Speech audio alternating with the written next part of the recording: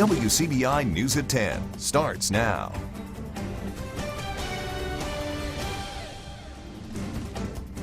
The city of Columbus and Lowndes County continue to recover after last month's deadly tornado. Tonight, city and county leaders, along with officials from emergency management and relief organizations, met with residents who've been impacted by the tornado and recent flooding. Our Quentin Smith, he was at the town hall meeting today. He joins us live in the studio with more. Quentin. Scott, nearly 100 people came out to tonight's meeting. City and county leaders say they've reached their limit on the resources they can offer at this time, and now they're hoping to receive some federal assistance to get things back to normal. As the sun shines on East Columbus, debris fills the streets and blue tarp covers homes as workers try to pick up the damage that was left behind. Right now we have approximately 322 homes that were damaged, maybe 83 to 85 businesses that were damaged in the area. Of the large number of people who were affected, many showed up to a town hall meeting Monday night looking for ways to pick up the pieces. We're using volunteer agencies like the Salvation Army is providing food and clothing.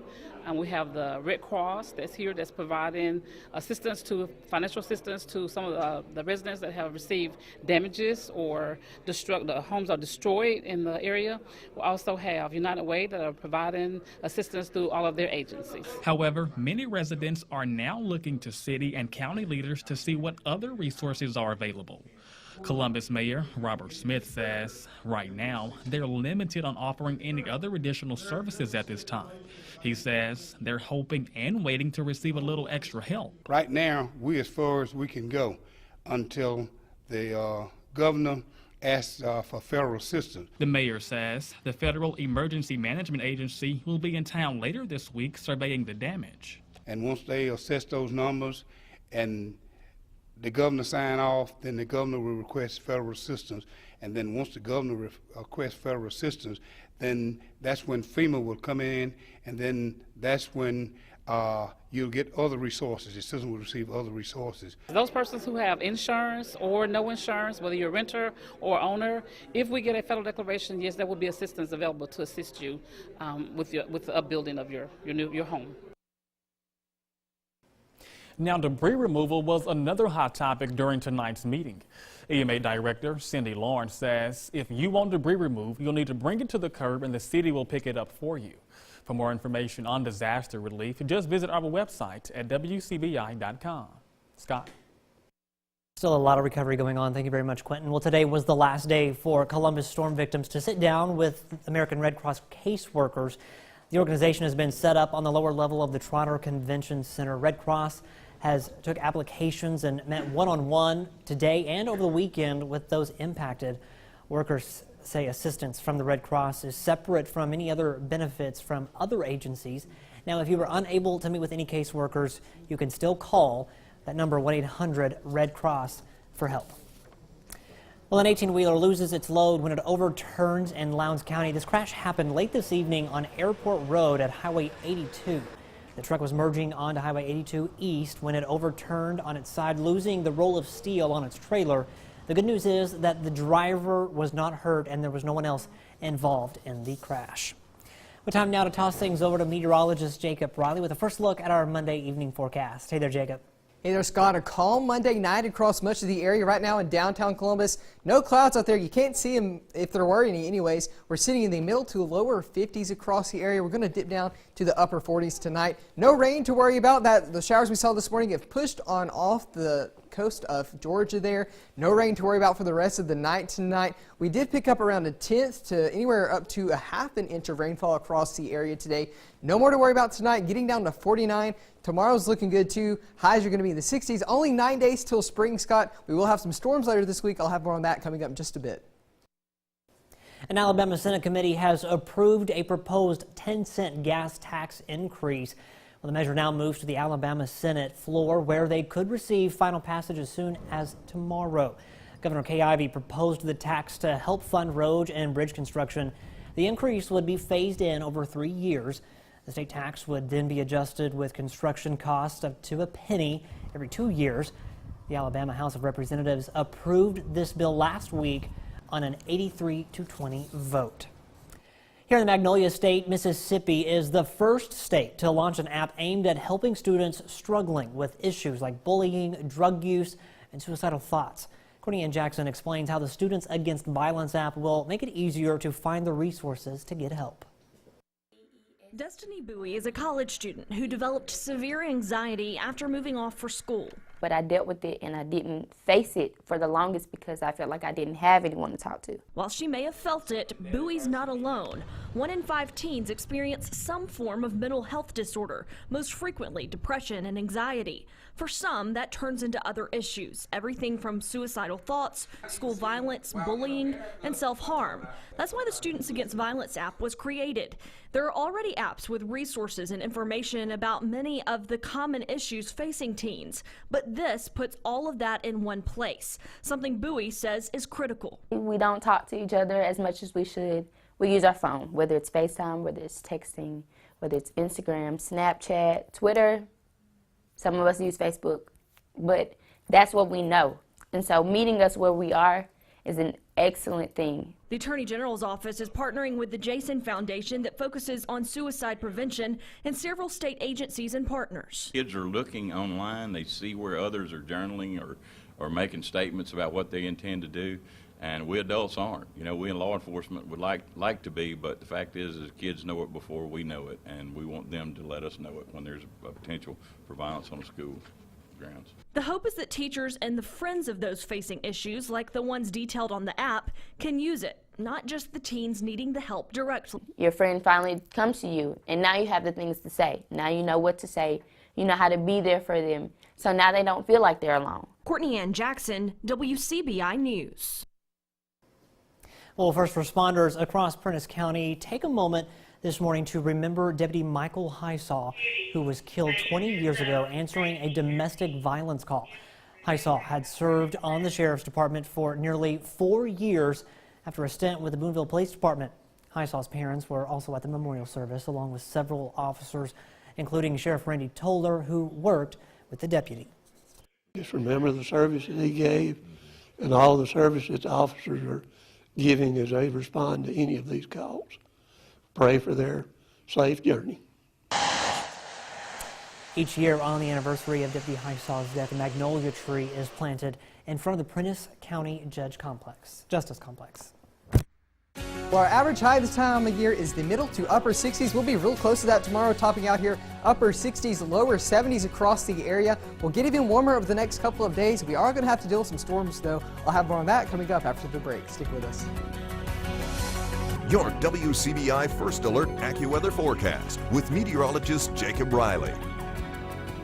Well, good Monday night. The time is 10:12. Going to start you off with a live look here downtown Tupelo off of our Alpha Insurance Skycam. A calm night across the area. No rain to worry about, thankfully. As we head over the next couple of days, though, that's not going to be the case. Looking at another storm system moving in late Wednesday night through the early morning hours of Tuesday.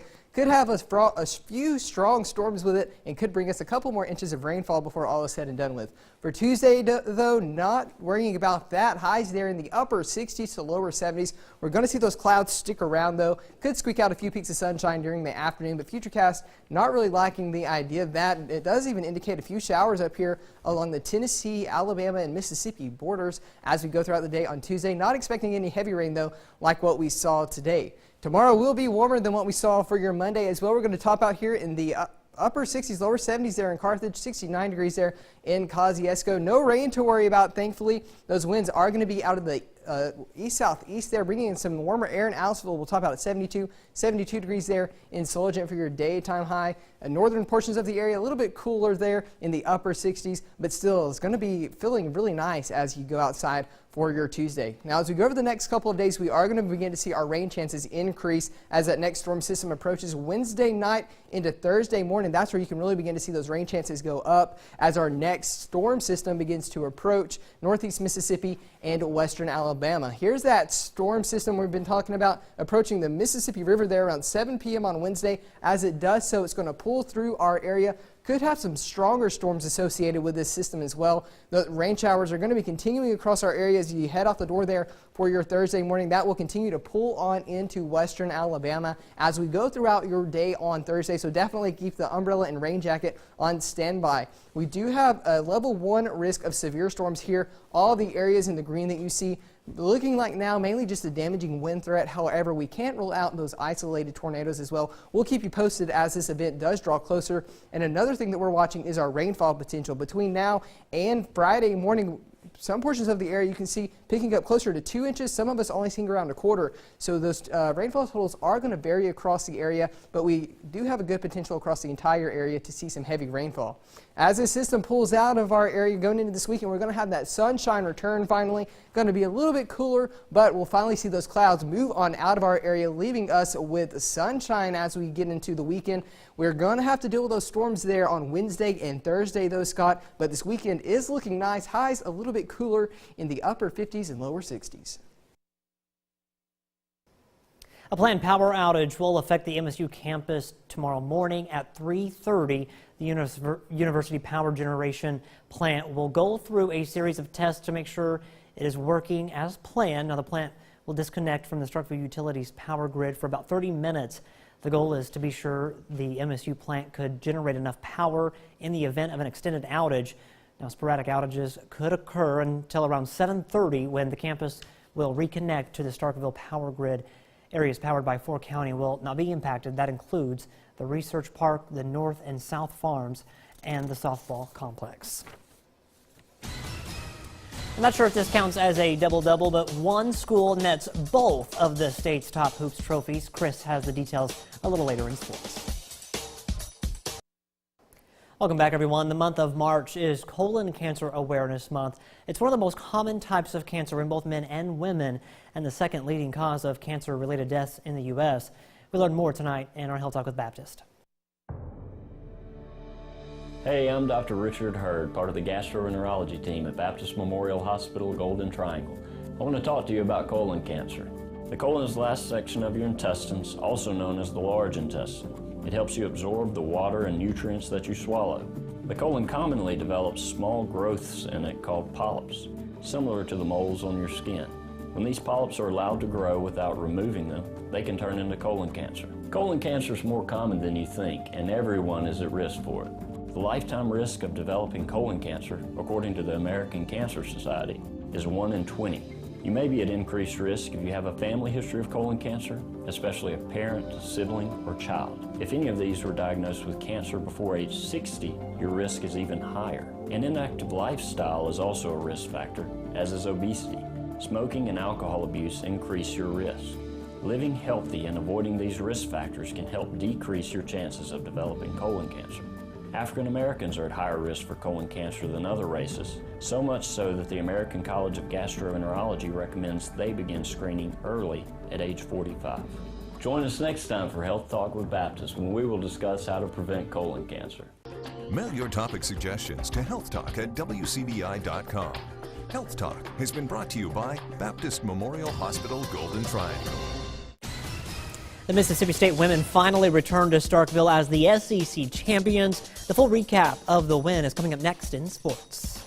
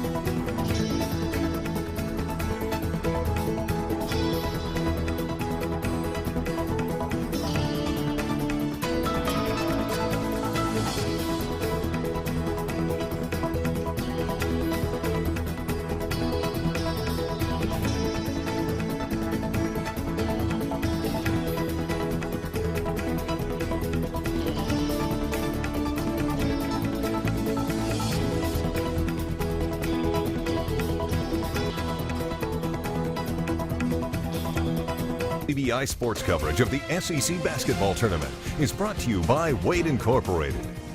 Bank First, a better way to bank. And visit Columbus, the city that has it all. Finally is the word Vic Schaefer used as a shower of blue and yellow confetti fell around him as they held the SEC championship trophy. And the word finally was rightfully used because after 4 straight trips to the SEC title game, the Mississippi State women finally left victorious and as SEC champions. WCBI Sports' Tom Ebel reports from South Carolina with more. Vic Schaefer's dream came true. At the sound of the final buzzer Sunday, it was his Mississippi State Bulldogs team that was showered in the confetti. The first time in program history, MSU named SEC Women's Basketball Tournament champions. The Bulldogs capping off a dominant week in Greenville with its best performance saved for last, cruising past Arkansas 101-70. We played hard today. We played with poise and we played together, and we came out with the victory, and that's what we get. We get to stay out in the confetti, play around, take pictures, celebrate that moment. And the other time we were going to the locker room, trying to figure out what we could have done or what we didn't do. So, it was just a good feeling being out there on the court with confetti falling. It's about them. It's about those kids. Nobody knows how hard our kids work except me, my staff, and to see the fruits of their labor come to fruition. It just, as a coach, it's why you do what you do. The Bulldogs were explosive from the jump, shooting a blistering 63% from the field and 67% from 3, draining 12 of 18. Tierra McCowan and Jasmine Holmes starred, but big supporting performances from Bree Amber Scott and Andra Espinoza Hunter showed how good this team can be when clicking on all cylinders. It is a different team, but that doesn't mean we're not as good or better. I think that it's still out there whether we can be better. And that's what I've said all year, is that's my challenge. Is I think the upside for this team is still off the chart. Now the SEC champions' attention will turn to the NCAA tournament, the next part of this story that includes unfinished business. It remains to be seen if the Bulldogs will receive a top 4 seeding or where in the country they'll be placed. But for Schaefer, none of that matters. We'll go wherever they send us. I'm not trading my team for anybody else's. I'm taking this group and we'll go play. And I don't care who it is or where. I could care less. I think these kids feel the same way. We can do anything we put our minds to. This team is different than last year's team and the teams before. I just feel like if we play together and execute the game plan and do what he says, he's done it before. And today we proved that we can do anything we put our minds to. The Bulldogs will have to wait until March 18th to plan its course back to the Final Four. But until then, Hail State Hoops can enjoy yet another program first. Another one off the checklist. Reporting in Greenville, South Carolina, Tom Ebel, WCBI Sports. The Bulldogs move up in the polls to be the 4th-ranked team in the country and are projected as the #1 seed in the NCAA tournament. The Howell and Gillum Trophy, 2 of the highest honors that a basketball player in the state of Mississippi can earn, both going to the Bulldogs, Tierra McCowan and Quindary Weatherspoon. They're bringing back both awards to Starkville. Tierra McCowan's first time winning the award, and Weatherspoon doing his best Drake impression, winning the Howell Trophy in back-to-back seasons.